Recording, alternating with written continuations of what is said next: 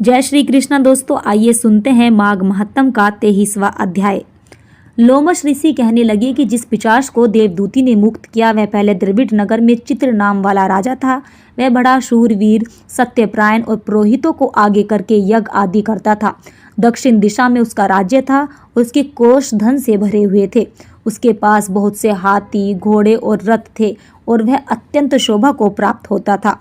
बहुत सी स्त्रियों के साथ क्रीड़ा करता था और अनेक यज्ञ उसने किए थे। वह नित्य अतिथियों की पूजा करता था और शस्त्र विद्या में निपुण था।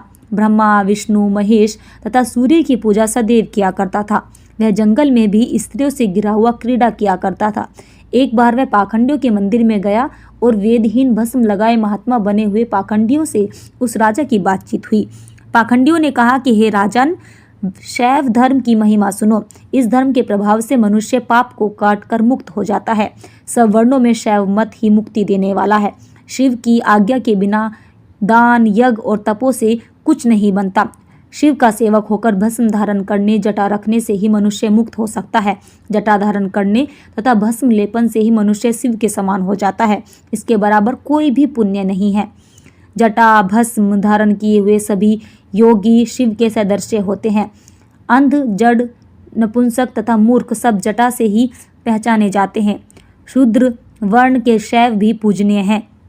विश्वामित्र क्षत्रिय होकर तप से ब्राह्मण हो गए। वाल्मीकि चोर होकर उत्तम ब्राह्मण हो गए। अतएव शिव पूजन में किसी बात का कोई विचार नहीं है।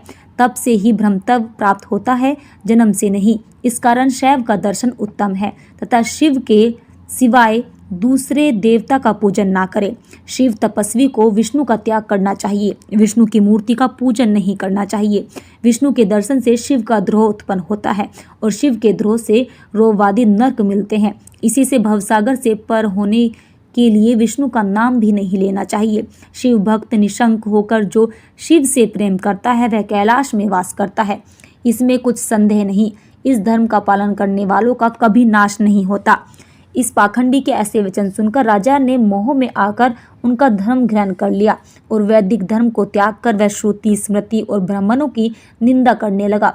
उसने अपने घर में अग्निहोत्र को बुझा दिया और धर्म के कार्य सब बंद कर दिए। विष्णु की निंदा और वैष्णव से द्वेष करने लगा और बोला, कहाँ है विष्णु? किसने देखा? कहाँ रहता है? किसने उसे पहचाना है? और जो लोग नारायण का भजन करते थे उनको दुख देता था। पाखंडियों का मत ग्रहण कर राजा वेद, वैदिक धर्म, व्रत, दान और दानियों को नहीं मानता था। अन्याय से दंड देता वह कामी राजा सदा स्त्रियों के समूह से घिरा रहता और क्रोध से भरा रहता। गुरु तथा पुरोहितों के वचनों को नहीं मानता था। पाखंडियों पर विश्वास करता हुआ उनको गांव, हाथी, घोड़े और सुवर्ण आदि देता था। उनके सब कार्य करता, भस्म धारण करता और मस्तक पर जटा रखता था। और जो कोई विष्णु का नाम लेता उसको मृत्यु का दंड दिया जाएगा। यह ढिंडोरा उसने पिटवा दिया था। उसके भय से ब्राह्मणों तथा वैष्णव ने उस देश को छोड़ दिया और दूसरे देश में चले गए। सारे देशवासी केवल नदी के जल को पीते थे और उसी से जी रहे थे। जीविका से दूर रहकर वृक्ष आदि कहीं नहीं लगाते थे, ना खेती बाड़ी करते थे। प्रजा अन्न के अभाव से गला सड़ा अन्न भी खा लेती थी। आचार, विचार, अग्नि, क्रिया सब छोड़कर काल रूप की तरह वह राजा शासन करता था। कुछ काल पश्चात उस राजा की मृत्यु हो गई और वैदिक रीति से उसकी क्रिया भी नहीं की गई। यह यमदूतों ने अनेक प्रकार के दुख उठाता रहा। कहीं लोहे की कीलों पर से चलना पड़ता, कहीं जलते अंगारों पर चलना पड़ता। जहाँ सूर्य अति तीव्र था और कोई छाया का वृक्ष नहीं था, कहीं लोहे के डंडों से पीटा गया, कहीं बड़े बड़े दांतों वाले भेड़ियों और कुत्तों से काटा गया। इस प्रकार दूसरे पापियों का हाहाकार सुनता और वह राजा यमलोक में पहुंचा। तो दोस्तों, ये था 23वां अध्याय। यदि आप 24वां अध्याय सुनना चाहते हैं तो भारतीय पूजन यूट्यूब चैनल को सब्सक्राइब ज़रूर कीजिए। जय श्री कृष्णा।